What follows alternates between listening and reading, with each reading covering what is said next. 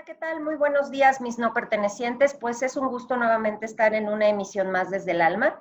Y hoy me siento muy contenta porque me acompaña el doctor Alejandro Águila Tejeda, quien es director del INISAC, que es el Instituto Hispanoamericano de Suicidología AC, y pues también es representante en México de la Red Internacional de Suicidólogos.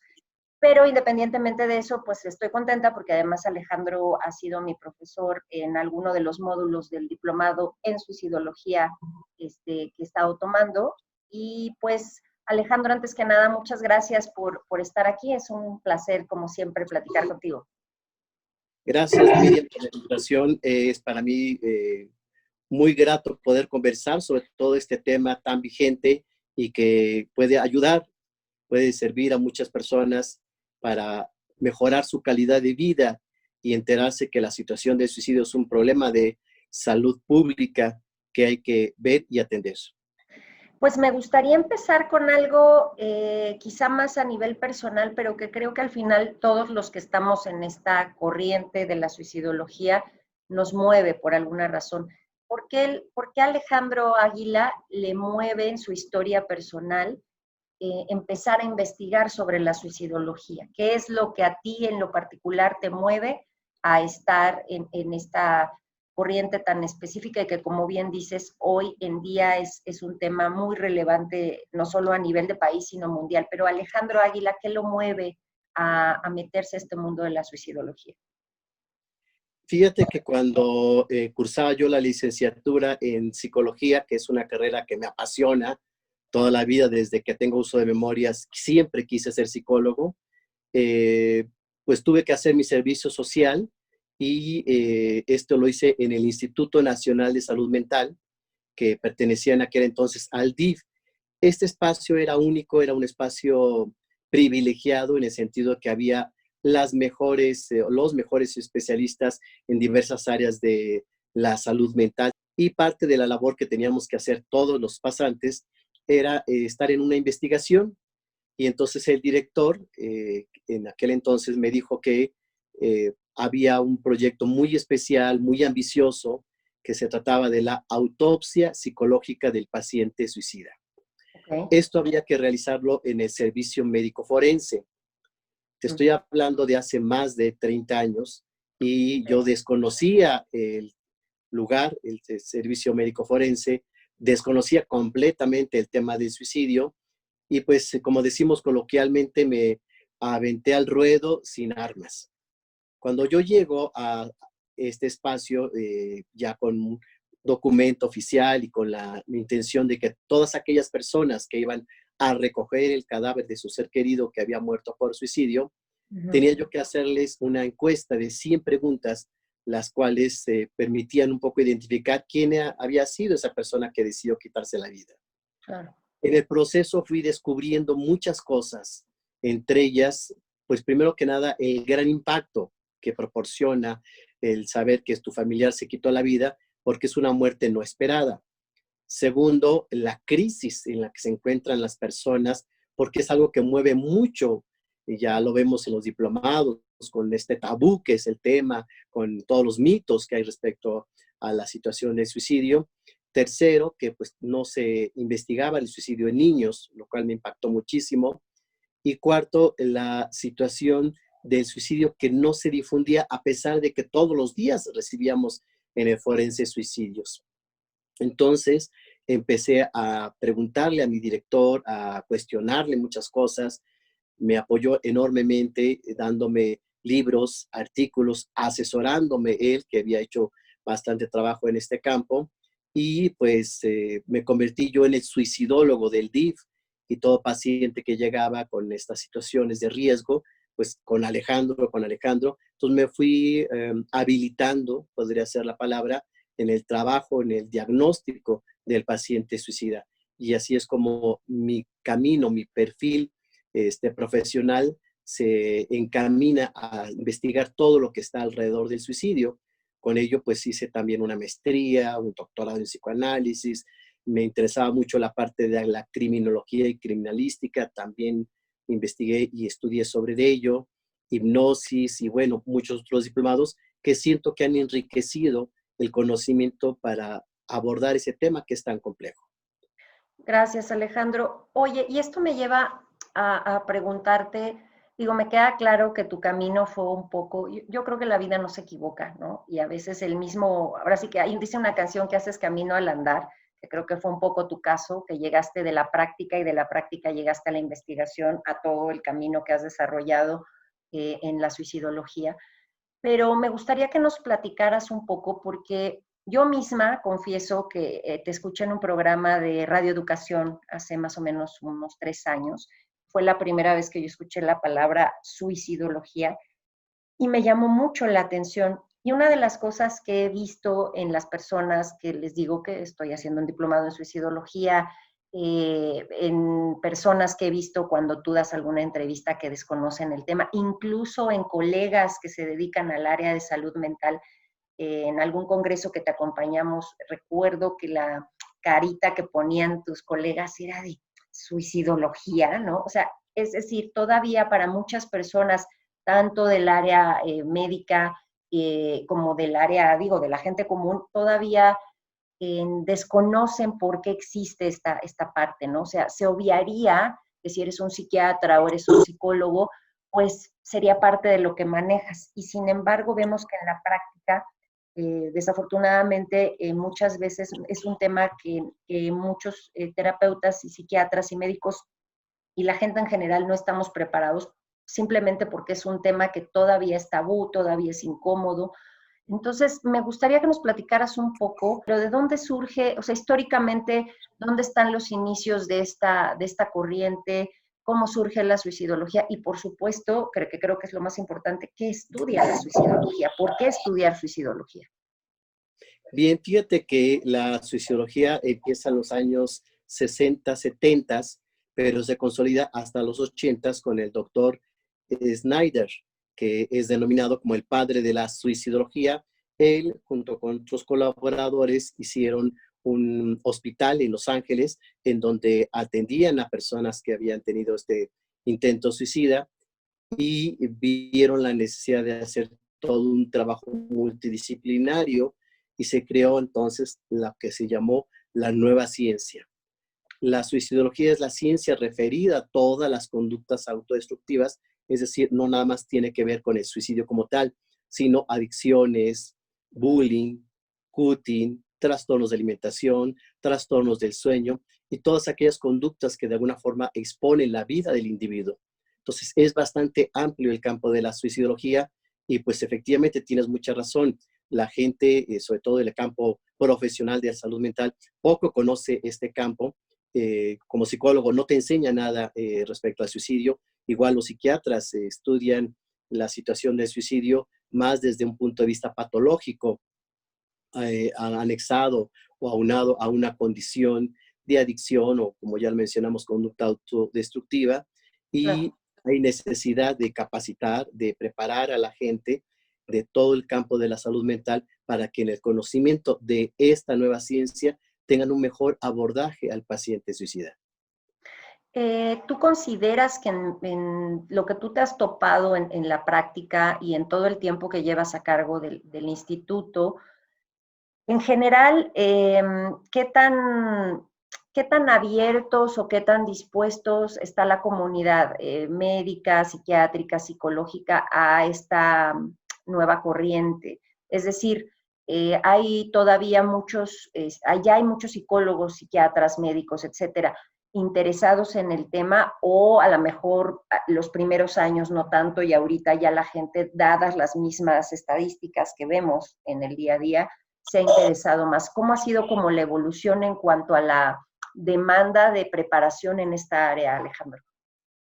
Fíjate que sí, inicialmente pues se desconocía esta ciencia, este método de estudio y la gente pues con los recursos que tenía atendía a los pacientes y probablemente pues no siempre eran muy certeros, muy eficaces. Cada vez más personas están empezando a interesar por el estudio de la suicidología y pues como anécdota te cuento que hemos tenido, o así iniciamos en el instituto, con 2, 3, 5 alumnos. Hoy en día ya podemos tener grupos de arriba de 60 personas y mayormente son gente del área de la salud mental, en donde empiezan a ver que el problema es un problema bastante severo, un problema que se ha ido incrementando. Las estadísticas no nos dejan mentir. Año con año se ha incrementado exponencialmente el número de casos de suicidio. Entonces ya lo ven como una necesidad para hacer un trabajo profesional. ¿Por qué se ha vuelto una herramienta y por qué es importante para los especialistas en salud mental eh, conocer el tema de la suicidología? Bien, te responderé con dos vías o dos caminos de cómo lo veo yo. Okay. Principalmente es porque les van a llegar los pacientes, seas médico, seas psicólogo, seas psiquiatra, te van a llegar personas con alto riesgo suicida o que ya lo intentaron y no lo lograron, con uno o más o muchísimos intentos. Entonces, es un problema que cada vez vamos a tener más en consulta. Eso es necesario identificarlo. Y segundo, yo hago la analogía, y se lo explico mucho a los psicólogos, porque, por ejemplo, de la formación médica, pues la mayoría pues, estudian 5 años la licenciatura en medicina y después requieren especializarse. Sí. Entonces, por ejemplo, si tú tienes gastritis, pues a lo mejor de primera instancia llegarás al médico general. Al momento que él ve la necesidad de hacerte estudio, revisión y que se vea con mayor profundidad y mejor diagnóstico tu situación, te envía con el gastroenterólogo. Algo similar quiero yo que en el campo de la psicología se pueda Okay. entender y trabajar, en donde va a llegar el paciente con situación de riesgo suicida, entonces hay que mandarlo con el Suicidólogo, suicidólogo. claro. A últimas fechas, quiero decirlo y felicito a muchos de mis colegas, yo tengo mucha consulta porque aparte del instituto y de la participación en los medios de comunicación, ya están empezando a hacer conciencia de que este campo de trabajo con el suicida es tan delicado. Yo digo que es como una cirugía mayor y Claro. muchos de los colegas dicen, si es con riesgo suicida, lo mandamos con un suicidólogo. Entonces, esto hace que el paciente se beneficie con un servicio y una atención especializada que pueda hacer un mejor diagnóstico, un mejor pronóstico y unas adecuadas líneas de tratamiento. Ok, Alejandro. Para la gente que no es, al revés, que no es especialista, por qué hoy todavía, hoy en día, pleno junio 2020, el suicidio sigue siendo un tema tan incómodo y tabú en la vida social, pues diría del mundo, ¿no? ¿Por qué sigue siendo un tema que nos cuesta tanto trabajo hablarlo, trabajarlo, que se esconde incluso cuando algún cercano pariente fallece y se esconden las causas? ¿Qué genera tanta incomodidad en los que están alrededor de una situación así? Sobre todo porque el suicidio tiene dos condiciones. Una de ellas es que el suicidio es un tabú. Vamos, tabú, hablamos de que es difícil abordar el tema, no se habla de eso, se guarda, se oculta, se tapa, y esto trae una cuestión histórica que inclusive la vemos mucho en el diplomado, como antes de las ideas judio-cristianas sí se tenía una conceptualización diferente respecto al suicidio, donde el suicidio era una aportación, una entrega, un sacrificio que hacía el ser humano a nivel comunitario para un beneficio social.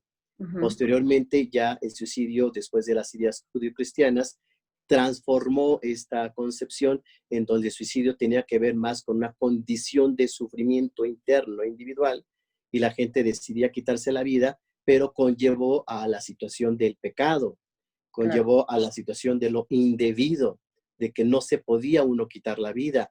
Y por supuesto, asomado a ello, pues lo vemos también en la parte histórica, que se asociaba con el diablo, que se asociaba con brujerías, se asociaba con patologías o con condiciones mágicas. Entonces, el suicidio se empezó a llenar de muchos mitos y esto llevó a que la gente considerara que el suicidio es algo no sano, no adecuado, es algo indebido, tanto a nivel social, espiritual, religioso y de salud. Y Sí. por ello preferentemente se escondía porque lleva una culpa, lleva un estigma social, en donde si se señala de que tal persona intentó quitarse la vida, pues se sabe que van a calificarlo de que está loco, está enfermo, está endemoniado, está mal, ¿me explico? Sí. Entonces, por eso la necesidad de entender la situación del suicidio desde un espectro mucho más complejo. La persona que decide quitarse la vida hay que trabajar y analizar en forma individual porque cada caso es diferente y en la medida que se entienda se va a desmitificar mucho de lo que se ha pensado del suicidio y del suicida. Y actualmente sientes que digo, ya tienes un buen tiempo trabajando con esto, de los inicios cuando empezaste digamos, a picar piedra desde tu propia consulta hasta cuando creaste el instituto, en comparación con hoy en día, eh, es más la apertura que tiene la gente para recibir la información, para que sus seres queridos se atiendan en esta área específica. ¿Ha habido una evolución o todavía es fuerte la incomodidad, Alejandro? Pues mira, te cuento dos anécdotas porque creo que esto puede clarificar un poco esta pregunta tan interesante que haces. La primera de ellas me sorprendió muchísimo. Fíjate que uno de los lugares donde yo rentaba un consultorio para poner allí el instituto y empezar a atender pacientes suicidas, pues ponía yo mi banner de suicidología, que ya lo conoces. Sí, sí. Entonces, la dueña del lugar, que éramos cerca de 14 diferentes especialistas, me pidió que quitara yo ese banner Banner. porque la gente se espantaba. ¿Cómo? ¿Ahí hay suicidas? ¿Sí me explico? Entonces yo Sí, decía, qué curioso, es un lugar para atender y claro. de todos los colegas que yo tenía, el que más consulta daba era yo. Entonces decía yo, no es posible que se espante cuando es cuando más llega, ¿no? Claro. Esa es una anécdota. La otra, fíjate que cuando iniciamos con el diplomado y con el instituto, fue muy, muy difícil porque primeramente fuimos los únicos a nivel hispanoamericano que nos conformamos como un instituto Sí. hispanoamericano de suicidología. No existe hasta la fecha otro igual. Segundo, el que ya conformados teníamos que empezar a dar a conocernos. Entonces íbamos a los hospitales, escuelas, universidades, instituciones a ofrecer pláticas de quiénes éramos, qué hacíamos y identificar la situación del fenómeno del suicidio y nos cerraban las puertas. No nos abrían, no nos permitían, nos decían que eso no pasaba allí, que esto no se debía hablar. E inclusive cuando me invitaban a dar alguna conferencia, algún tema al respecto, me decían, doctor, pero cámbiale, que no diga suicidio, conferencias sobre conductas autodestructivas, o aprende a tomar adecuadas decisiones, o cómo fomentar la salud mental. Es decir, cualquier otro tema, aunque nos llevara al suicidio, tenía que manejarse por el tabú social y que esto impedía que la gente quisiera escuchar o saber del tema, porque pues sí les daba un poco como de comezón. Sí, claro. Y ahorita lo sientes más, o sea, te decía, me da un poco de risa lo que me decías del banner, porque en efecto pareciera que el tema del suicidio es como algo que no se hable y además como contagioso, ¿no? Entonces, mejor hazlo para allá, mételo debajo de la alfombra para que nadie lo vea. Hoy en día yo soy testigo, me ha tocado verte en muchas entrevistas donde se habla abiertamente del tema, te invitan mucho a pláticas, además de los cursos que se dan presenciales y en línea. ¿La gente ha cambiado esta actitud o ha sido más en el campo de los colegas, de lo médico psiquiátrico, de la salud mental? La gente en general ahora recibe la información con menos incomodidad. Hablo de, pues, de padres de familia, maestros, o todavía hay esta sensación de no sé cómo abordarlo. ¿Cómo es hoy en día, Alejandro? Las personas profesionales de la salud mental ya se están dando cuenta del fenómeno porque cada vez más les están llegando, se está conociendo, se está abriendo más el tema. Ok, Segundo, también las personas que normalmente se interesan por leer mis artículos, mis libros, o conocer la página, o tomar el diplomado, o conocer del tema, es porque ocurrió. Ya hubo una condición, una problemática, ya sea de intento de suicidio o suicidio consumado. claro. Entonces, esto los lleva a tratar de entender algo que es muy complejo. Y tercero, yo creo que la sociedad sí ha empezado más a necesitar conocer del tema cuando a mí me invitan a dar pláticas, conferencias y demás, siempre explico que no hay inmunidad respecto al suicidio. Esto al momento de escucharlo, dice, bueno, pues puede pasar en mi familia, en mi persona, en mi escuela, en mi trabajo. Entonces ya lo empiezan a ver un poco, creo que nos falta mucho todavía, pero ya un poco como algo que se puede prevenir. Claro, claro. Entonces, imagínate qué importante es el trabajo de la prevención. Así A mí es. me ha ayudado mucho el vincularme y enlazarme a nivel internacional. Tú sabes que hemos trabajado con gente de otros países, que hemos hecho alianza con la Red Mundial de Suicidólogos, que tenemos vínculos a nivel hispanoamericano, etcétera. Y esto nos permite unificar y fortalecernos para que esta condición sea vista y sea atendida. Y el trabajo siempre, siempre, siempre será la prevención. Sí, claro. Fíjate que quise poner esta decoración atrás un poco sombría quizá, pero como sobreviviente de suicidio, me vi en esta situación, si ven un poquito atrás, se ve como una visión de túnel, ¿no? Una de las primeras cosas que aprendí en el diplomado con ustedes y que se me quedó muy grabado es esta famosa visión de túnel que todos los que hemos pasado por esta experiencia suicida sentimos, ¿no? Que es como, no hay opciones, no hay camino, solo tengo esta opción de irme, de morir, y lo vemos tal cual. Sin embargo, también fue un gran descubrimiento para mí, yo te lo dije cuando entré al diplomado, una de las dos razones por las que entré era entender mejor mi propio proceso después de, y obviamente pues también poder ayudar a otros en situaciones similares a las mías. Pero uno de los grandes descubrimientos que fue muy iluminador para mí fue entender que las personas que estamos en una ideación o en un intento suicida no queremos morir, sino lo que estamos buscando es terminar con una situación dolorosa. ¿Podrías hablarnos un poquito más de esto, Alejandro? Con muchísimo gusto. Fíjate que cuando hacemos el trabajo de la atención del paciente suicida, yo digo que cada persona tiene su propia historia. Yo he agradecido mucho y por supuesto te agradezco también a ti la confianza y el que hayas vinculado tu experiencia con el diplomado y lo que estás realizando ahorita con el alma, porque la gente necesita también conocer la otra cara de la moneda. Claro. Entonces, hay que empatizar, sensibilizarnos. Mi idea es formar suicidólogos, pero necesitamos una calidad humana. Así es, así es. Eh, Aquí una anécdota. Toda la planta de maestros que tenemos, que son más de 35 al día de hoy, a mí me importa mucho que tomen el diplomado, que se sensibilicen en esta situación, que se estén capacitando continuamente y lo hemos logrado. Antes del profesional está el ser humano Claro, claro. y atrás del suicida hay un ser humano.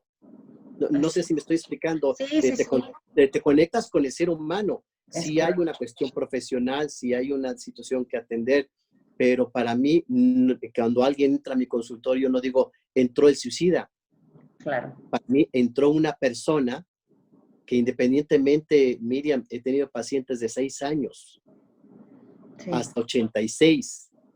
Imagínate la diferencia de edades, de historias y de condiciones, y con toda la educación, el respeto y el profesionalismo que me permite trabajar con ellos, hay que entender qué hay detrás. Y así respondiendo es. a tu pregunta, sí, hay un sufrimiento. A lo mejor desde afuera lo vemos chico, mediano, grande o extra grande, como gustes, pero es un sufrimiento que solo el que lo siente sabe la magnitud del peso de este, y no Así debemos minimizar esa situación. Y efectivamente lo que enseñamos es que alguien que está en esta condición, en este dolor, en este sufrimiento, reduce su campo de visión, el que llamamos visión en túnel, y por supuesto todo lo que está alrededor se hace negro, se hace oscuro, no se ve. Por eso el suicida no debe de actuar sin esta ayuda, sin esta asesoría, sin alguien que lo rescate o que lo saque, que le haga ver otras cosas que están alrededor. Hay una especie de nube gris o una condición que se lleva, se siente en ese momento, que es un momento tan importante, y en mi libro yo lo pongo, Suicidio, la última decisión, en donde la decisión suicida es para acabar con ese dolor y con ese sufrimiento. Y esto me lleva a la otra parte que hemos trabajado mucho, que es de la tanatología, el concepto de muerte, Miriam. Sí. Entonces, imagínate una niña de 6 años que me dice, es que yo me quería ahorcar porque me regañaron, me castigaron y no me dejaban salir. Y pues si me muero, pues me voy al cielo y ahí puedo jugar en las nubes con los angelitos. ¿Sí me explico? Sí, Entonces, sí, sí, el concepto de muerte también hay que vincularlo, analizarlo, preguntarlo. Yo he visto mayormente en mis consultas con jóvenes y te sorprendería la diversidad de ideas que hay respecto a la muerte. Muchos de ellos me dicen, es que pues si me muero, pues voy a estar tranquilo, como dormido. Entonces, por supuesto, lo que el suicida quiere es dejar de sufrir, quiere una paz, una tranquilidad. Y aquí hago recuerdo de Séneca, el filósofo decía que todo suicida prefiere el fin del horror más que un horror sin fin. sí, Y es verdad. mencionaba, dadme sueños para vivir o cicuta para morir. Sí, sí. Entonces, ahí Definitivamente es muy una muy buena paráfrasis de lo que se vive, Alejandro, en una situación así, que está como muy concreta, pero que obviamente lleva, como bien dices, la historia de cada persona es única e irrepetible, pero al final coincide con esto, ¿no? De prefiero concluir esta situación que seguir alargando este dolor que es insoportable, ¿no? sí, que inclusive muchas veces es como me lo explican algunos pacientes, que quisieran tener un switch. O sea, me desconecto, que pase la bronca y luego ya lo vuelvo a conectar ya que la bronca pasó, ¿no? Sí, Entonces, ahí el trabajo que hacemos con las personas es fortalecerlos. Se requiere mucho una estructura. Yo soy psicoanalista, decimos una estructura yoica, que es todo el funcionamiento de la personalidad, para que puedan enfrentar las situaciones cuando se encuentran en crisis. Inclusive, por eso el suicidólogo debe tomar un curso que le llamamos intervención en crisis suicida, así porque es, crisis las podemos tener todos. Lo claro. importante es aprender a enfrentarlas y resolverlas de forma positiva. Fíjate que ahorita estaba pensando, y lo digo nuevamente desde la posición de una sobreviviente de suicidio, una de las cosas que me llevó a tomar el diplomado en el instituto, desde que traía esta como necesidad desde hace mucho tiempo, y además también porque algo que mencionas y hablando otra vez de la incomodidad y el tabú y todo esto es, yo me enfrenté al estigma, ¿no? De cuando la gente me preguntaba, oye, ¿por qué tienes que usar un bastón? O sea, la gente que no me conocía era como, ¿cómo vas a decir que es por porque tuviste un intento de suicidio, ¿no? Sí me topé gente incluso de mi contexto social, laboral, que dejó de hablarme, ¿no? O sea, era como la peste, incluso familia relativamente cercana que era como, tú eres o sea, tú eres la loca, tú eres la que está mal, una etiqueta muy fea. Y una de las tareas que yo busco, ¿no? Con este canal, con las cosas que aprendo en el instituto y otras herramientas que voy adquiriendo, justamente es algo que decías y es muy importante. Cada persona que entra a un consultorio es una persona y un ser humano antes de ser un suicida. Es una característica más de una situación determinada, como decir que tengo el cabello oscuro o tengo tatuajes o lo que sea, ¿no? Y creo que eso se nos olvida, ¿no? Y es uno de los grandes, digamos, ideales que yo tengo, que así como alguien puede decir yo tengo diabetes, alguien puede decir yo tuve un intento suicida y la gente no ponga cara de corre, tápalo, porque creo que esa misma incomodidad y este anhelo de no hablar de las cosas es justo lo que en gran medida ha propiciado que el asunto se vuelva más agudo, porque al no hablarlo, al esconderlo, muchas de las situaciones que hay detrás también se esconden y se vuelven crónicas. Y al no atenderlas, pues es muy factible que una persona que tuvo un intento y no lo trabaja, lo vuelva a intentar y hasta que lo logre, ¿no? O hasta que tenga un deterioro físico o alguna discapacidad, como fue mi caso, ¿no? Entonces, eh, esta parte me resuena mucho porque creo que no, muchas personas incluso que como yo he conocido que han tenido un intento de suicidio y sobreviven, les da pena decirlo, ¿no? Porque justamente socialmente, digo, tampoco es que lo vayas presumiendo, ¿no? Pero quiero decir, aceptarlo como una condición de un momento determinado, pero que eso no marca, como, no se vuelve un tatuaje, pues, ¿no? No en el sentido negativo, es una condición, insisto, como tener diabetes, como ser calvo, lo que sea. Entonces, eh, me gusta mucho me resuena mucho esta parte del ver al ser humano antes que cualquier otra cosa, porque pareciera, y nuevamente volvemos al punto, ¿no? Creo que ahí la importancia de prepararse y educarse específicamente cuando tienes pacientes con riesgo suicida, porque si no pareciera que a veces yo terapeuta, yo psiquiatra, yo médico yo estoy sano, tú estás enfermo, ¿no? Y entonces justo no te veo en esta horizontalidad de persona a persona, que creo que en el momento en el que hacemos eso, no solo con el tema de suicidio, sino en cualquier situación, tenemos una mayor generosidad y empatía con el otro, ¿no? Desde esta visión, no de yo soy superior, sino de somos dos seres humanos, que tú estás en una situación que yo puedo ayudarte a la mejor y acompañarte para que puedas verla de distinta manera y puedas tomar una decisión distinta, ¿no? Rescato un punto importante, no quiero que dejarlo de lado, porque es una realidad lo que tú compartes, Miriam.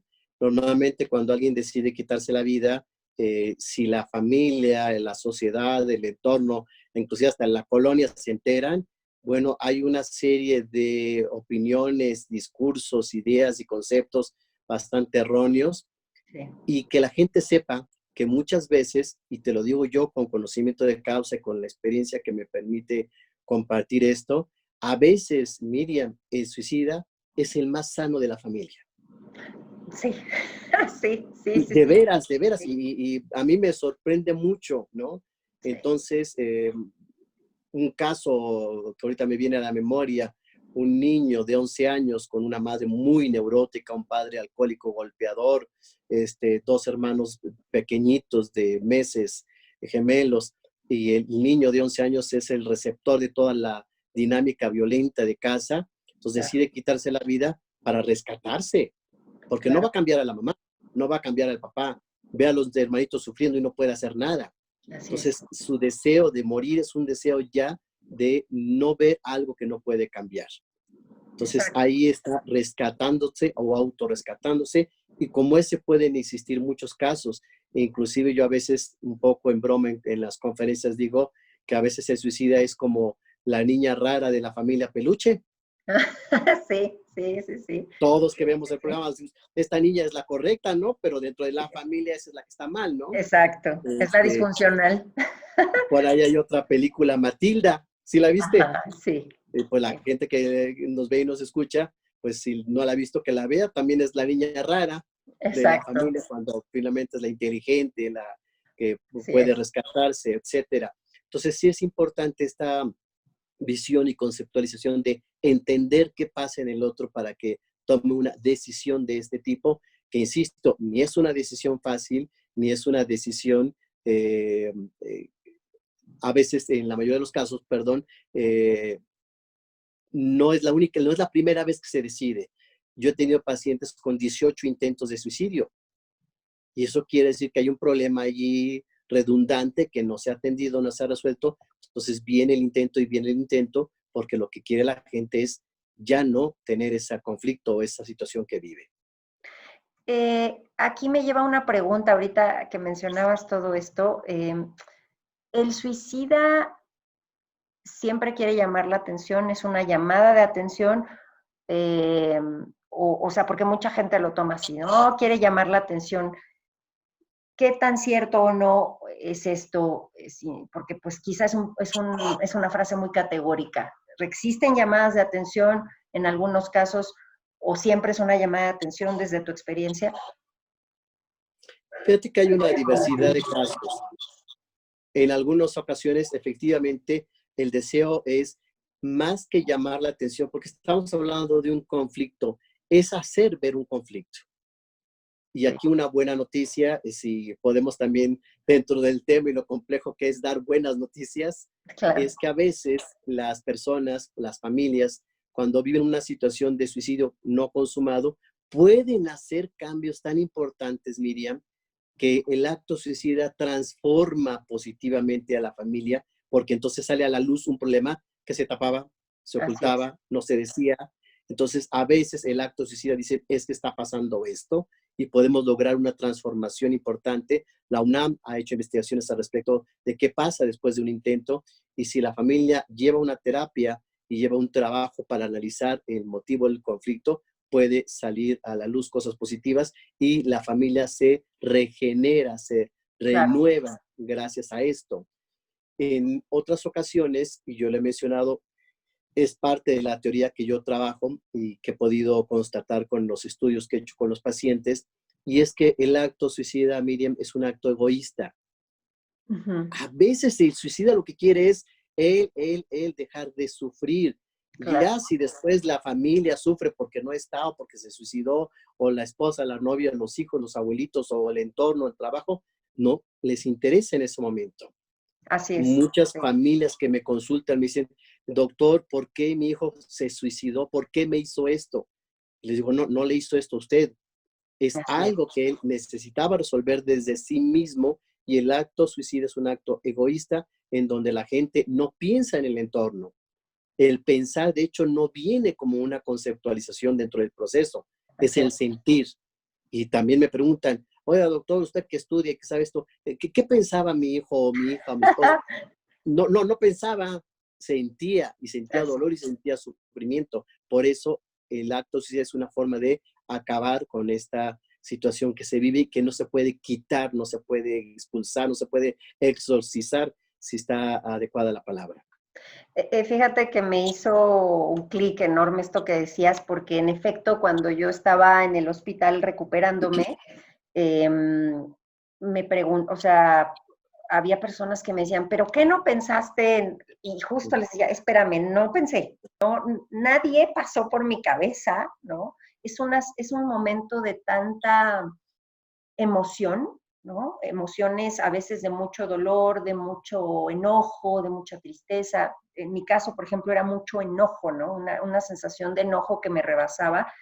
Y de verdad no es que no ames y no pienses en los demás. Probablemente si uno se pusiera a pensar no lo haría, ¿no? Pero es un momento totalmente emocional donde lo que en efecto buscas es, ya no quiero sentir esto, ¿no? Entonces nadie te pasa por la cabeza y la factura es cara porque déjame comentarte que seguramente has tenido pacientes así, donde después me vuelvo a reencontrar con amigos, familiares, y en efecto hay todo un cuestionamiento de no pensaste en mí, ¿por qué no me llamaste? Gente que incluso me decía, te quiero mucho, pero esto es demasiado para mí, necesito un tiempo alejarme de ti, ¿no? A mí me costó mucho trabajo entender esto, ¿no? Porque realmente uno no se da cuenta el daño emocional, psíquico que le haces a la gente que te quiere, porque evidentemente se cuestionan qué está pasando, porque esa persona ya no quiere estar conmigo o en mi sistema, ¿no? Entonces, esto me lleva a una pregunta importante, Alejandro, y retomo un poco lo que te decía hace rato. En efecto, al suicida, históricamente, si revisamos, tú sabes que incluso todavía en la fecha, en la República Mexicana, en ciertos lugares, a un suicida a veces no se le permite incluso todavía que se le oficie una misa, o sea, todavía hay lugares actualmente donde sigue existiendo esto como hay que sacarlo del sistema y no reconocerlo y que quede como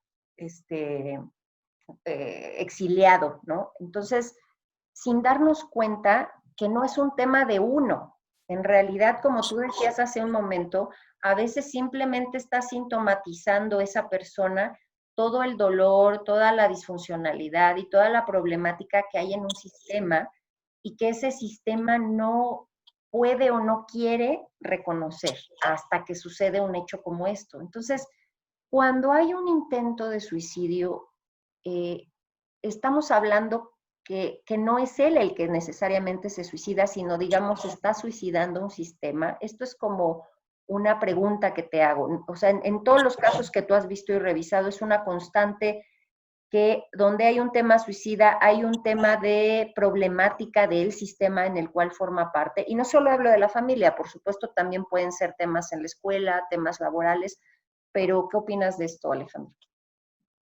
Wow, Miriam, pues es que es todo un tema, porque tú sabes que yo he pugnado mucho yendo a la Cámara de Diputados, a la Cámara de Senadores, con todos los legisladores que nos han abierto las puertas. He estado en contacto con muchos diputados de varios partidos políticos, de varios lugares de la República, y digo, necesitamos una ley para la prevención del suicidio. Repito, necesitamos una ley para la prevención del suicidio. Esto respondiendo a tu pregunta, si no hacemos prevención, si no atendemos bien a las personas con riesgo suicida, si no hacemos una adecuada posvención, pues el tema de cualquier enfermedad, de cualquier condición o de cualquier situación está débil, está frágil. Entonces, Claro, efectivamente, como sociedad, no estamos abordando el problema tan grande, tan grave. Para ello, lo he mencionado mucho, tú lo sabes, el suicidio ya es la segunda causa de muerte en jóvenes de 15 a 29 años de edad, así que es es. la población que debería de estar haciendo un proyecto, estudiando, trabajando, incorporándose a la vida social, es decir, con proyectos de vida en futuro. Y no, esta población está decidiendo quitarse la vida y muy probablemente en pocos años será la primer causa de muerte. Entonces necesitamos hacer todo un trabajo. Mill Durkheim, eminente sociólogo, decía que al suicida lo suicidan. Así Es es. decir, la sociedad hace o deja de hacer cosas y creo que tiene mucha razón en ese sentido de que es un tema que no hemos abordado con la seriedad, con la importancia y la necesidad primordial de ver que la salud mental es algo que nos puede rescatar en cualquier condición. Claro. Necesitamos fomentar la salud mental del individuo para que esto nos lleve a mejores condiciones de vida y de funcionamiento. Con lo cual, estaríamos diciendo que siempre que hay un proceso de intervención terapéutica, en los diplomados se mencionaba mucho, ¿por qué es importante que sea un trabajo multidisciplinario? ¿Por qué no nada más es el suicidólogo? ¿Qué importancia o relevancia tiene todas las otras áreas que me gustaría que las mencionaras brevemente? Y la segunda, siempre que hay un trabajo de acompañamiento con el paciente con intento, ideación suicida, la familia tiene que trabajar también. Pues excelentes dos preguntas. La primera de ellas, efectivamente, el trabajo multi e interdisciplinario, yo lo he promovido y fomentado mucho en el instituto, en donde lo que hacemos, Miriam, es un solo expediente. En este expediente, yo puedo ver que decidió el psiquiatra si el paciente requeriría tratamiento medicamentoso, qué hizo, qué trabajo está haciendo el terapeuta familiar para involucrar, respondiendo a tu segunda pregunta, a la familia, en donde todos de alguna forma están sensibilizados y de alguna forma también hay riesgo. Por cada suicida hay 6 personas involucradas. Así Y en es. el mismo expediente podemos ver el trabajo que muchas veces se hace a través de el trabajo social, en donde una visita domiciliaria nos permitiría conocer el entorno del paciente y, por supuesto, el tanatólogo cuando hay necesidad de trabajar estas situaciones del duelo. Tú mismo compartes esta situación con ciertas secuelas que viviste posteriormente al acto suicida.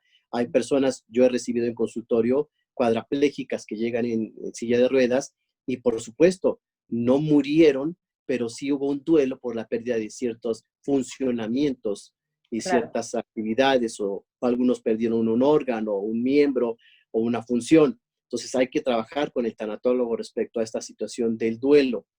Así En la es. medida que involucremos estas áreas, se beneficia mucho el paciente, sale mucho más rápido y aquí podemos no solo hacer este trabajo y esta investigación de qué es lo que sí funciona, porque ahí te agrego a un punto importante. Nosotros como instituto tenemos 0 suicidios. Y esto casi nunca lo digo en medios de comunicación porque es un gran compromiso. ¿Por qué 0 suicidios? Empecé a investigar qué es lo que hemos hecho y qué hemos hecho bien. 1, somos muy cuidadosos. 2, tenemos un equipo multi e interdisciplinario. Y 3, nunca corremos riesgos.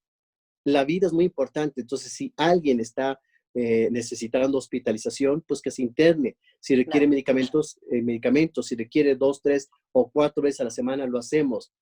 Es decir, si pensamos como muchas otras personas o colegas o instituciones de que no lo va a hacer, no lo dejes Claro, en el aire.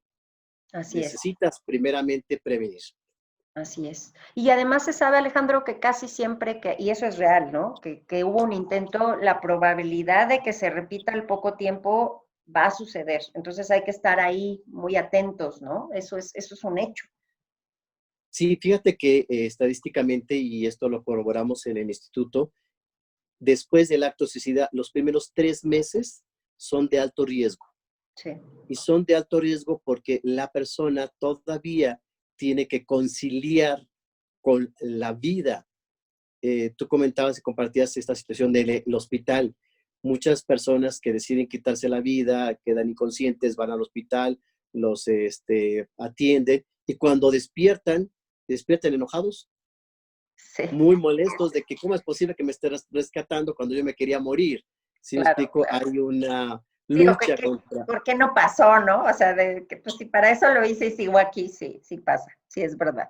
Sí, Fíjate que una paciente me decía muy molesta y es un poco chistoso, pero es real, que cuando despertó esperaba ver a San Pedro o a Dios y lo que vio es una enfermera malhumorada que la quería inyectar, ¿no? Entonces, sí, imagínate qué feo panorama. Entonces, por supuesto que exacto. me enojé, entonces empezó a golpear a la enfermera, etcétera. Es decir, hay condiciones que percibe cada quien diferentes.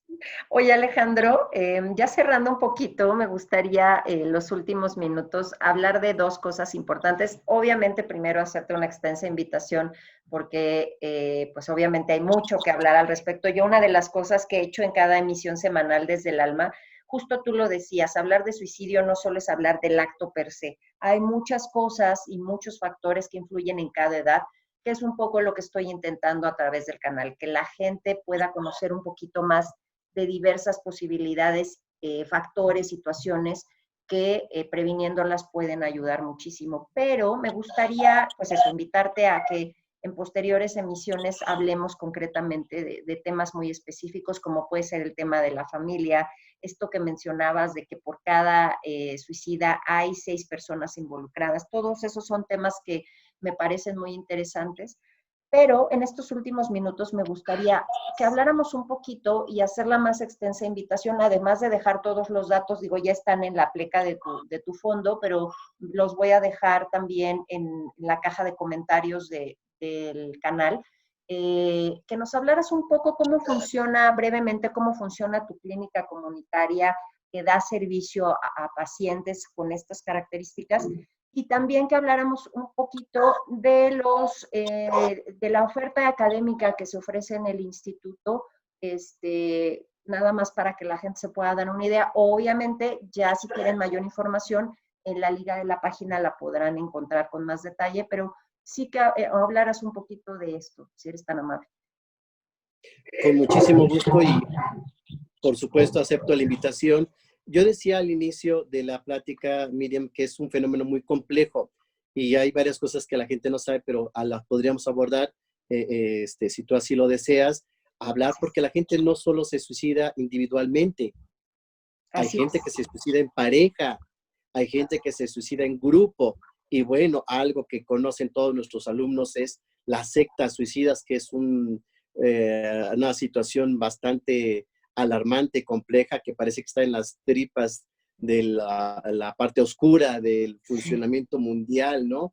así Pero es. como lo vemos en el diplomado, al momento de que trabajamos sobre sectas suicidas, descubrimos un mundo que ahí está, pero que no se ve, y un Así mundo es. peligroso, un mundo de riesgo. Ojalá más adelante podamos hablar de ello. Claro que sí, claro que sí. Y respondiendo a la pregunta de cómo trabajamos en la clínica comunitaria, nuestro deseo en ella es que el paciente siempre sea lo más importante y que la situación económica no detenga a alguien para atender.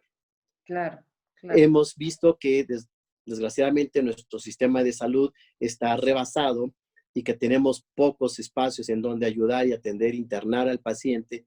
Entonces, la clínica comunitaria lo que permite es este trabajo multi-interdisciplinario. Se hace un estudio socioeconómico al paciente, paga lo que pueda pagar. Lo Claro. importante es que sí se le dé la atención, y una gran ventaja para el paciente es que buscamos a alguien que esté cercano a su domicilio, porque aquí en la Ciudad de México, pues es una ciudad cosmopolita muy grande, y a lo mejor la gente que vive en satélite, ir al consultorio al sur en Tlalpan le representaría 2 horas Así en es. situaciones normales. Entonces buscamos el especialista que esté, sí, inclusive cerca de su domicilio, y esto facilita mucho el que puedan atenderse. Y tercero, el que las personas que están en la clínica comunitaria se ven beneficiadas porque tenemos convenios con los laboratorios. Muchos medicamentos son muy caros y Así a es. veces dicen o me medico o voy a terapia, pero Claro. lo que debe saber la gente es que son las dos cosas, tanto la terapia como el medicamento para que el paciente salga adelante. Entonces le podemos, cuando el laboratorio nos los regala, regalar al paciente el medicamento, entonces salen beneficiados para que su tratamiento sea más adecuado y salga más rápido de la condición emocional. Ok. Esto a través de, no sé, imagino que igual en la página lo podemos checar, en la parte donde viene la clínica comunitaria, vienen los teléfonos de contacto, tal, este, a través de esa primer llamada o contacto, ya se determina, bueno, cuánto puede pagar el paciente, las condiciones, y esto también aplicaría para gente del interior de la República, Alejandro. Sí, Miriam, no solo del interior de la República, a mí me ha sorprendido y quiero compartirlo porque es un orgullo para el instituto que de varios países, estamos ya hablando de El Salvador, Guatemala, Colombia, Argentina, Suecia, inclusive Canadá, nos han estado buscando precisamente porque como somos un instituto hispanoamericano, la gente que vive en otros países y que tiene el Claro. dominio de este idioma puede vincularse, y estamos dando consulta a través de internet también. Ah, eso está buenísimo. O sea, aunque no tengas propiamente la visita física, puede valerse de estos medios para dar la terapia y la contención. Así estamos trabajando, y por supuesto esta parte te agradezco que nos des la oportunidad porque como instituto estamos buscando estar siempre actualizados, siempre a la vanguardia y ofrecer una serie de ofertas académicas. Pues tenemos del diplomado de introducción a la suicidología, intervención en crisis suicida, escuela para padres, tanatología clínica, logoterapia clínica, y por supuesto el trabajo tan importante con los adolescentes, que es un diplomado de calidad de atención a adolescentes en situaciones de riesgo. ¿Los Entonces, diplomados tienen todos son presenciales o también tienes en línea para diferentes sedes en la República o incluso internacionales, Alejandro? contamos con las dos modalidades, tanto en forma presencial como en forma virtual, y esto permite que la gente pueda, de acuerdo a sus condiciones, sí tomar, sí prepararse en ello. Y por supuesto, hay horas prácticas, hay supervisión. La idea es que la gente salga bien capacitada con las herramientas y la experiencia para hacer un trabajo profesional y de calidad como lo requiere la problemática del suicidio. Pues Alejandro, agradecerte únicamente por este tiempo. La verdad es que, como bien decimos, es un tema que puede llevarnos muchísimas sesiones y, por supuesto, las puertas desde el alma siempre están abiertas para ti. Creo que los temas que tenemos pendientes pues serán muy interesantes para siguientes emisiones. Y pues recordarle a nuestra audiencia que cualquier información, yo voy a dejar los datos en la caja de comentarios y de igual manera pondré los datos del INISAC, lo pueden encontrar su página por internet, ahí viene toda la información, tanto para la clínica comunitaria como para todos los diplomados y oferta educativa que se tiene. Y pues solamente agradecerte, Alejandro, y gracias por estar aquí. A ti muchísimas gracias, mucha suerte con esta página que considero es un parteaguas para que la gente pueda acercarse de una forma más humana, más personal y que conozca de este problema, de esta situación, y lo estás manejando extraordinariamente. Has tenido unos ponentes que con el corazón, yo los he escuchado, siempre te comparten su experiencia y creo que esto nos hace unos suicidólogos humanos. Así es, Alejandro. Pues muchísimas gracias y nos vemos hasta pronto. Hasta luego, mis no pertenecientes. Gracias.